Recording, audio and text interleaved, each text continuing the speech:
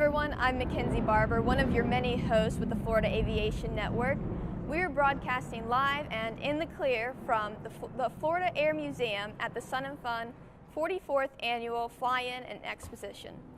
Today we are going to be interviewing Larry Kelley with the Delaware Aviation Museum. It's nice to meet you, Mr. Kelley.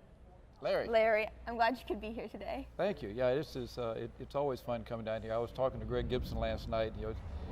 I didn't do the real quick count, but my first year was 1979, and this was a very small event back then. It's really great to see what's happened to Sun and Fun and how it's grown and how Lights and Greg and others have taken this event and made it such a wonderful thing. And what they're doing with the school, wow. It's impressive. It is, and I'm glad to be a part of it. So, you were saying that you wanted to talk about the B-25 flight school? Well, it's one thing. Yeah, it's somewhat unique with our B-25. We have an exemption with the FAA to be allowed to do flight training for hire because it's not a standard airworthiness certificate airplane. So to do passengers or cargo for hire, we have to have an exemption, because it's a limited category.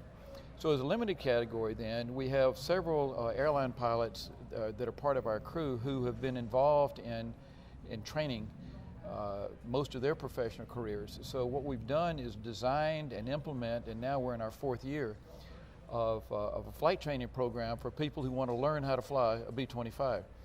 They can either come for just simple dual instruction or for an SIC type rating, which is called second command type rating. Or they can just attend the ground school. Or if you want to get a full type rating, it takes a little over a week, about a week and a half, and get a full type rating in the airplane. So any of that.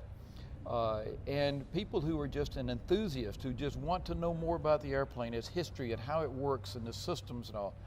Day one of all of these training programs is a full day ground school, hands-on ground school. Part of it's lecture. And to keep people from going to sleep, we do lecture, then we go and do hands-on with the airplane, then we do lecture, hands-on, back and forth. And it's a long day. It's intense. There's pre-study materials goes out in advance so that people get to be familiar with the stuff before it's just all fire hosed at them. And then the second day and the third day is all flight training. And they can walk away with either an SIC, if they want. Most people are coming to get an SIC type rating because it's something you can actually add to your pilot certificate. We're doing that now for 4 years right there at Georgetown, Delaware. So you are, let me back up a bit because I kind of got ahead of myself. You are the executive director? The executive director of the museum and the founder.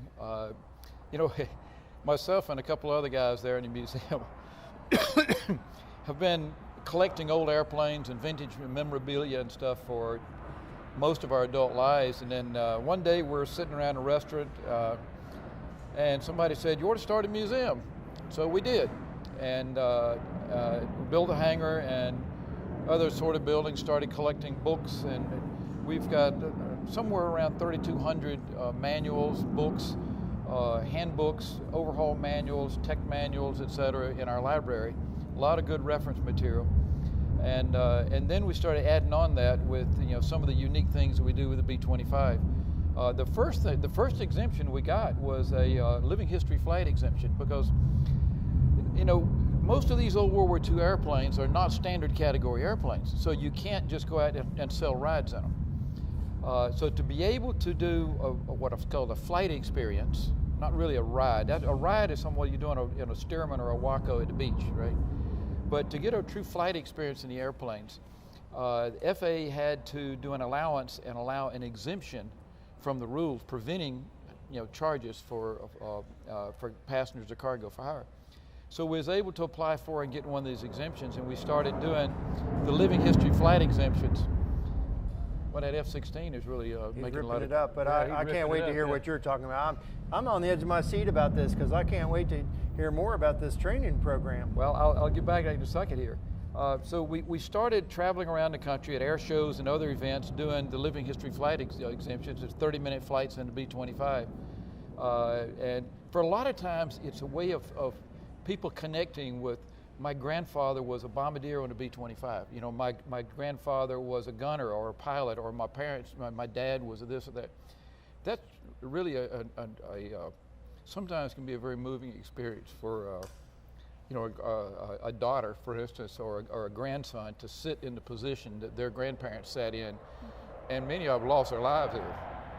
So we do that, and then there was a lot of people that were wondering, well, how can I learn to fly one? And of course, the answer always was, well, you got to buy one, you know, or get on somebody's crew. And it said, there's got to be a better way. So working with Calvin Peacock and Sabrina Kipp and Al Corden and others, we put together this flight training program. So all you have to have is at least a third-class medical and a multi-engine rating. Obviously, we're not there to do multi-engine, you know, flight training. So any pilot who has a pilot certificate and at least a third-class medical and a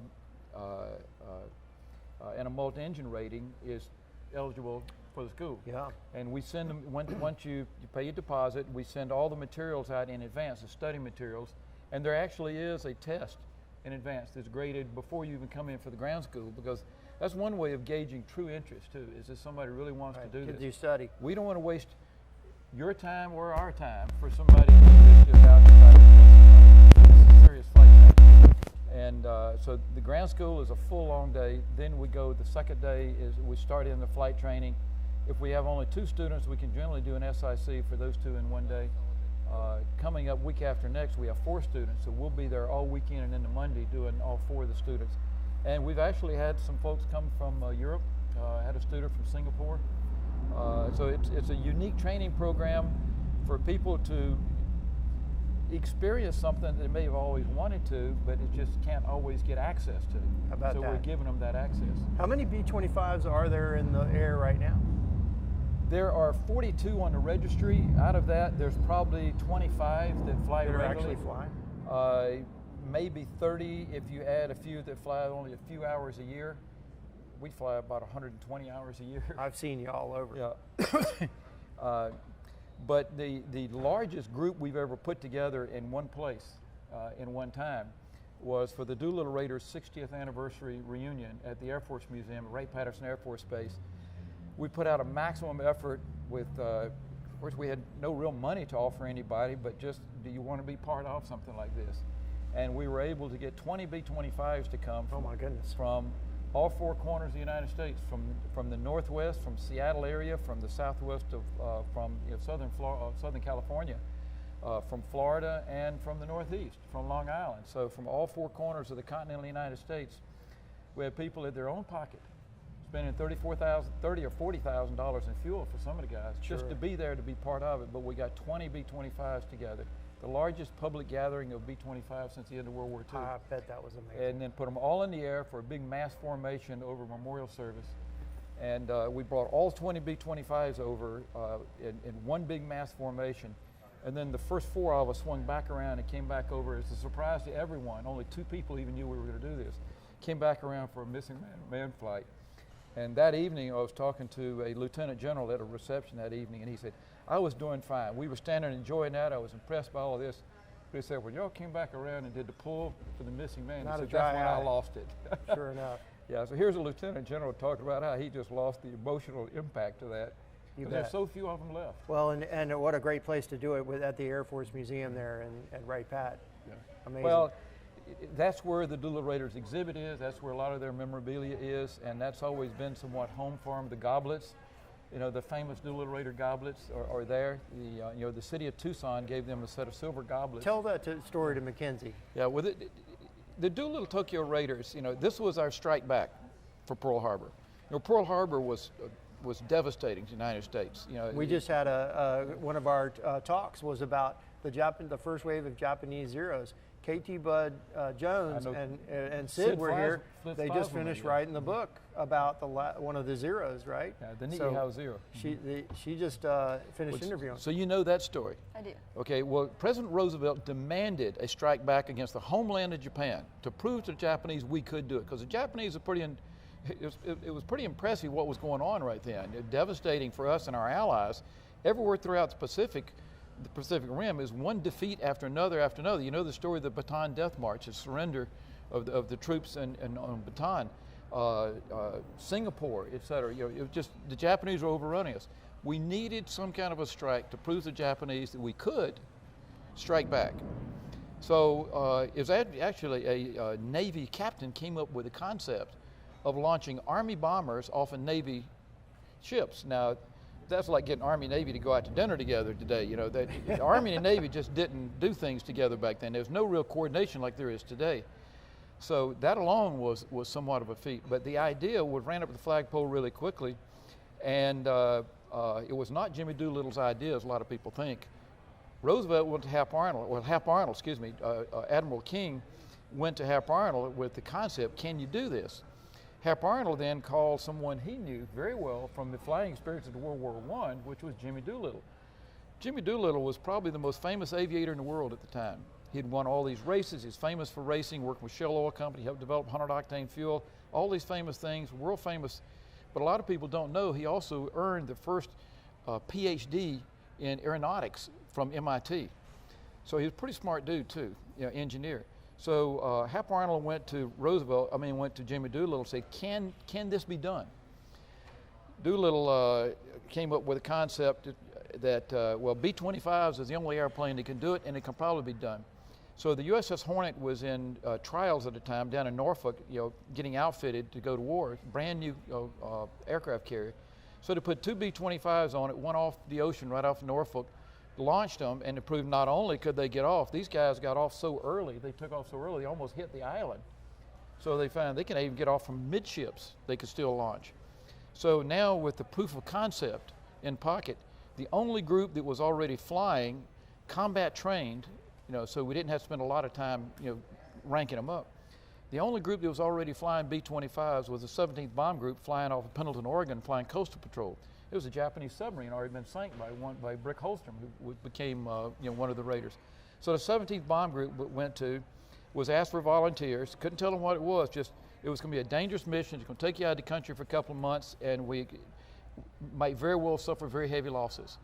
Not only did every man in the room, excuse me, volunteer, but the group commander volunteered. Everyone. So they went first to Columbia, South Carolina, then to Eglin Air Force Base. Was trained. Flew the airplanes very quickly, flew the airplanes to Alameda, was loaded on the Hornet, and was launched, joined up with the Enterprise, you know, the escort carrier. And they still didn't know what their mission was. They didn't know their mission until they were already at sea. And you know, a couple days out to sea, because it was just top secret. There was never even any written orders. It was so top secret, the only orders were verbal. Someone would fly to Washington, talk with Hap Arnold, and then fly back and relay that conversation. So never a written order. There are no written orders about the Doolittle raid. So 80 men, 16 airplanes, 5 men to the airplane. And as they began to approach Japan from the east, we did not know the Japanese had put a line of picket boats about 600 miles out. So they were spotted by a Japanese picket boat, radioed in that an enemy fleet had been sighted.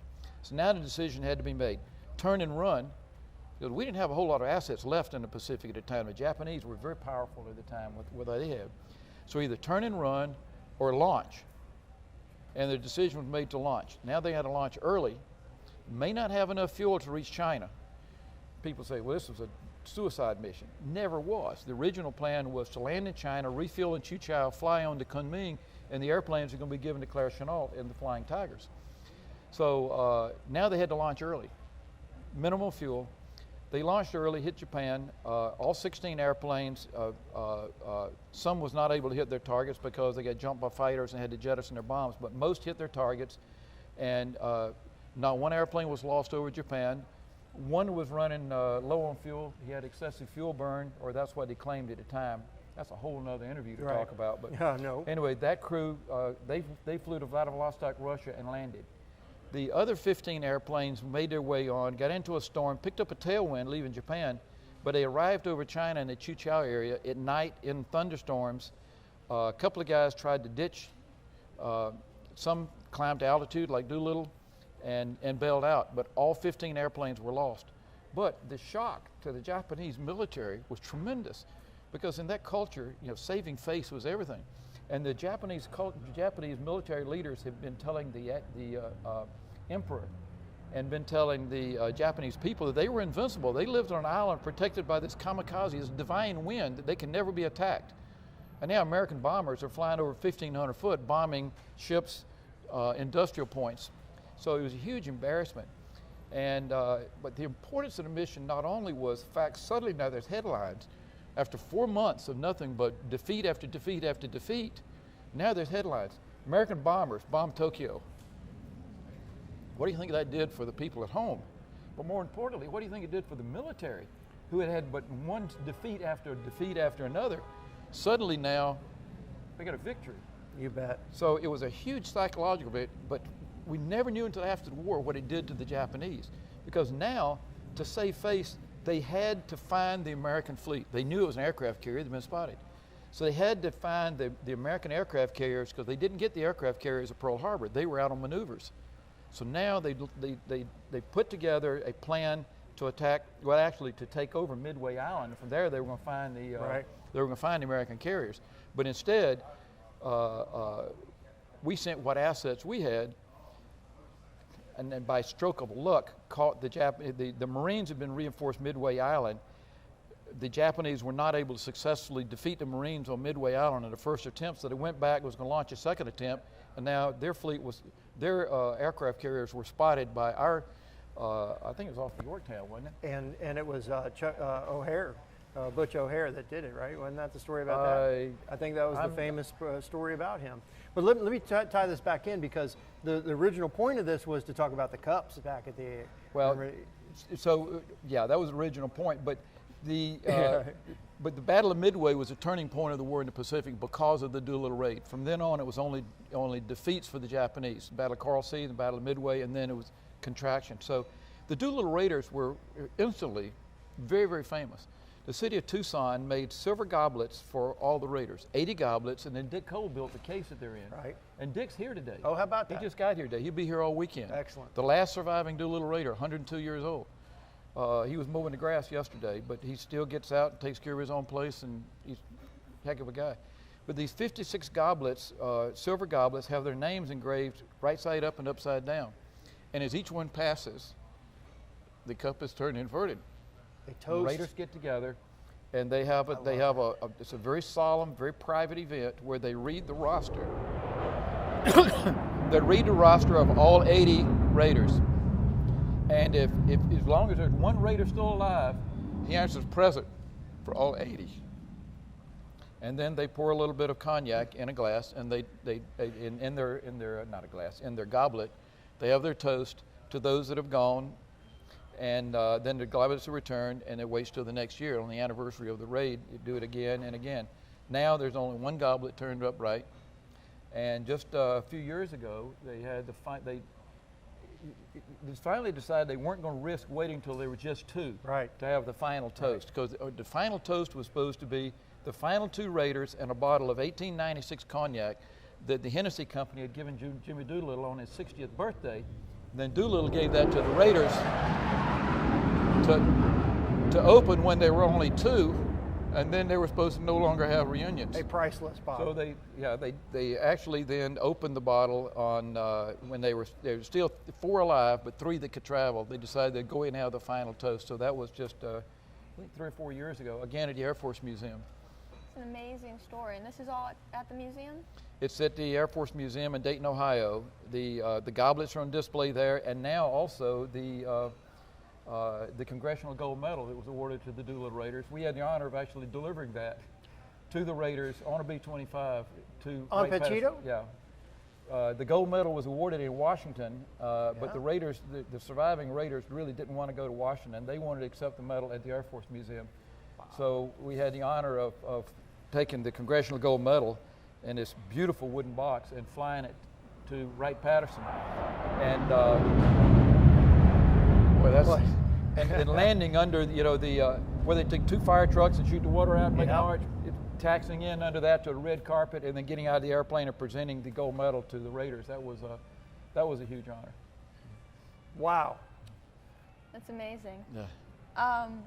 So to continue this interview, you said before that you wanted to talk about the national anthem flights. Oh, yeah. Well, part of nowadays, part of most every event is the national anthem, and certainly a lot of outdoor events want military flyovers, and more and more now they're wanting the vintage aircraft to do the military flyovers. And the first one I ever did was for the Super Bowl in Jacksonville, back for the 60th anniversary of the end of World War II. And so we did that in formation with a couple of T6s, and then started doing these other national anthem flyovers. And that's one of the more challenging things you can do in aviation, is to find a point on the ground that you want to be over in an exact second in the future. Okay, and then make certain that whoever's singing the national anthem is singing it to a stopwatch, so that they're going to be on time. And I think one of the most gratifying things for me was when we did the national anthem flyover for the Indianapolis 500. We're supposed to arrive over the line of bricks at the starting line at exactly the last note of the national anthem. And it's 2 B-25s in formation, so we're circling 9 miles out. So we start running in when we're already headed into when they start singing the national anthem. And they had an Air Force captain who was singing the national anthem to a stopwatch, and she was right dead on time. And we arrived at we came in over the north part of the Indy racetrack, which they've got these big metal roofs over the grandstands, and we decided we're going to go to takeoff power as we come over and have that reflect the sound of those 4 R2600s directly down on the crowd. So we went to takeoff power as it came over and nailed that one right to the second on the last note of the national anthem. But that's a challenging thing to do, to try to figure out how you're going to be over that point on ground in that direction at that point in time. I can imagine. I'm sure that's very hard. John, was there any questions you wanted to ask? Well, I've been just enjoying your story tremendously. How's the show going for you?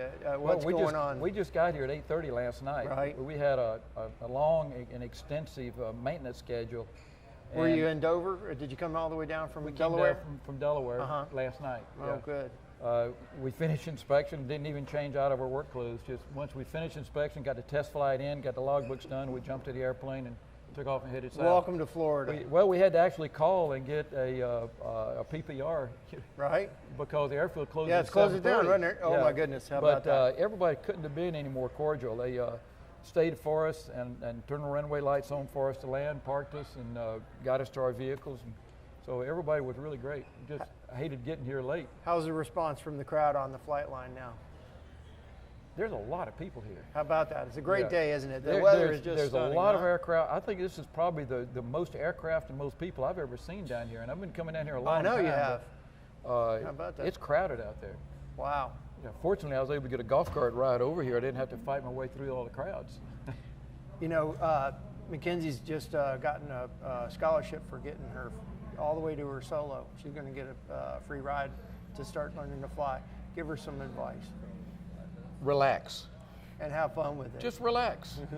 Some people get in airplanes and they tense up, and just relax and tell the airplane what you want to do, and you'll do well. But you mentioned scholarships. I want to throw one thing out real quickly. The Doolittle Tokyo Raiders have never profited from their public appearances over the decades. Every money they get from selling books, signing posters, whatever they do, all goes into a scholarship fund. And now you guys over here at the Aerospace Academy now have access to the Doolittle Raider Scholarship Fund. Greg Gibson has been talking with Tom Casey, the Doolittle Raiders manager, and they've made certain that the information is going to be at the school to allow the students to be able to apply for the Doolittle Raider scholarships. That's amazing. That'd be an awesome tour of the airplane too, don't you think? Get you a microphone and a camera, and maybe we'll corner you under the tire. Well, come on out. We'll be flying in the show on Sunday. Okay. And showing people, a bomber is not just for doing straight and level flybys. We'll show you what it's really like, what a B-25 can really do. I love it. I love it. It looks like we got a little more time. Any other questions? Well, I'd sit and listen to you all day. Well, you tell me. Well, give me another one. Tell me when you learned to fly the B-25. I mean, where did that come from? You bought it. That's how you know. It walked out of the hangar. Tom, I had bought it. I don't know if I ever tell you a story, because it's really the truth. I like the story about you sitting at the restaurant with the napkin, and you guys said, let's start a museum. That was pretty good. Well, that's the truth too. But there was adult beverage involved as well. But suddenly I wanted to buy a B-25, and I called Tom Riley. Tom told me what your Panchito was for sale. I said, wow, I know that airplane. That was on a Monday. Well, on Friday, we're down at the Valiant Air Command, which the airplane was parked in the hangar, and we'd scramble. It's like buying a house, you know, in 5 days. All this scramble. We get there, we get through all the paperwork, everything's done, everything's signed over, we reviewed everything, everything's good. Airplane's being towed outside. I never will forget this as long as I live. I walked out in the hangar and I stared at this airplane. How do you get in it? I'd never been in one. And I had to get in and fly it. But Tom has like 2,500 hours in B-25, so he climbed in the right seat, put me in the left seat, showed me how to start the engines, and we went to Kissimmee and flew it to Maryland the next day. I think I may have even seen that flight when you got to Kissimmee that day. Because you went over to Tom Richards' place, didn't you? Well, Tom Riley's place, yeah. Oh, you're right. Yeah, Tom Richards has his place right there next to it, yeah. Sure, I remember it. That's great. That was 20 years ago. I didn't know that was the delivery flight. Well, if it was 20 years ago, September, this past September it was. How about that? Yeah, because Tom wasn't there by then, but that's how I think about it. Yeah, and over the last 20 years, I've earned my A&P and my IA all off working on that airplane. All right. How about that? Yeah. That's amazing. What's going on after Sun and Fun? Where are you guys taking it, and what's going on in the future? Actually, the next thing we have is a flight training school. Right, so that's a big one. We have 4 students coming there. Right. And then we do a couple local events, and then we several local air shows, Langley Air Force Base, and then Oshkosh. And boy, I don't have my schedule, but the schedule is available, and anybody wants to see any information, DelawareAviationMuseum.org. And our whole schedule is there, information on the flight school, all kinds of photographs that can be downloaded, a lot of information in history on the original Panchito, history on this one and why it's called Panchito. The original Panchito is buried at Clark Field in the Philippines, because all the 41st Bomb Group airplanes were destroyed at the end of World War II. But a lot of information, DelawareAviationMuseum.org. How about that? That's easy enough to remember. You bet. What do you think, Mackenzie? And good luck with your flying career. Thank you. What are you going to be flying first time, first airplane? Not sure yet. It depends on what flight school I go to and what planes they have available. But well, I'm looking forward to it. Can you do your multi-engine rating in a B-25? I think you could, right? Think about that. Well, you can. It's a little expensive to do multi-engine training in, though, but SIC type, come on now. Well, in our training, though, you have to have a multi-engine rating before you come to school. That's the FAA requirement and is part of our exemption. I think that's a fantastic program. It's one of the first times I've ever heard that where you take the certification, because like you said, it doesn't have that kind of it's not just Part 23. No, it is serious. It's not just, you're not just going out and kicking tires and lighting fires. This is a serious training program. It's intense. Yeah. I don't want to scare anybody away. No, but it's systems. You get a good education on the B-25 and excellent flight instruction on the B-25. Now, Larry, I'm going to have to stop you there. We're about out of time for this interview, but maybe you could come back and finish telling us all about this. Sure. Very glad to have you today. Thank you for joining us here at Sun and Fun to talk about your B-25 and your experience with it. I hope to see you back next time. Well, we'll be back next year. And thank you for joining us at the Florida Air Museum at Sun and Fun. I'm Mackenzie Barber, your host. See you all next time.